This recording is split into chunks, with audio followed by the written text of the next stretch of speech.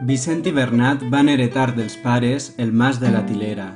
Era una heretat bastant extensa, pobra per Erma, situada al final d'un pla que ultrapassava els 1.000 metres d'altitud, tot enmig d'un territori fragós, abrupte, quasi al peu del primer cim gloriós de l'Aitana. Tots dos germans, des de petits, havien menat una vida estreta, quasi miserable, cas molt corrent en aquelles altures de clima aspre apartades de mercats de la vida trafegada. Sofers i feiners, quan foren orfes, es dedicaren a posar en conreu amples abancalats, a esfonsar garriga, a llaurar fondo en els guarets plens d'hermura, a margenar les jovades noves i verges, a plantar pomeres i cirerers. Uns anys després, vora la Tilera, al seu temps sonejaven bledanes sembradures, florien joves frutals. Als estius sonaven llargament trils i rutlons a l'era. A les tardors s'omplien les golfes de pomes oloroses. Vicent era 10 anys més gran que Bernat, i no semblaven germans, ni tan sols físicament, potser una retirada com de cosins. Tots d'un ventre i cadascun del seu tempre, deien els vells que els coneixien.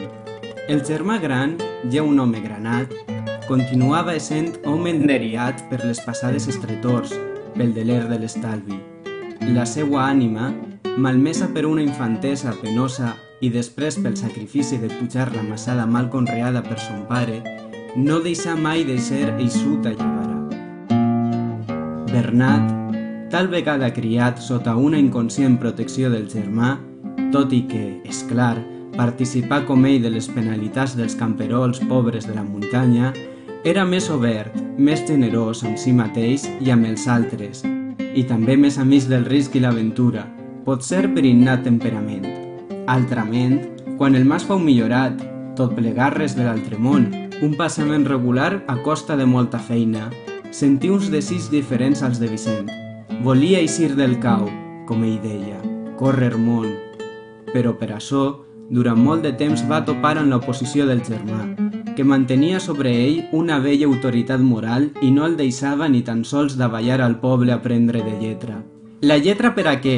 Això ens torba, ens fica al cap cabòries que no aprofiten per a res. Saber llaurar, sembrar, empeltar, batre, veremar, això ha de saber un camperol. No lletres de senyoret, d'advocat de secà que series tu. Què et penses, babau, que arribaries a ministre?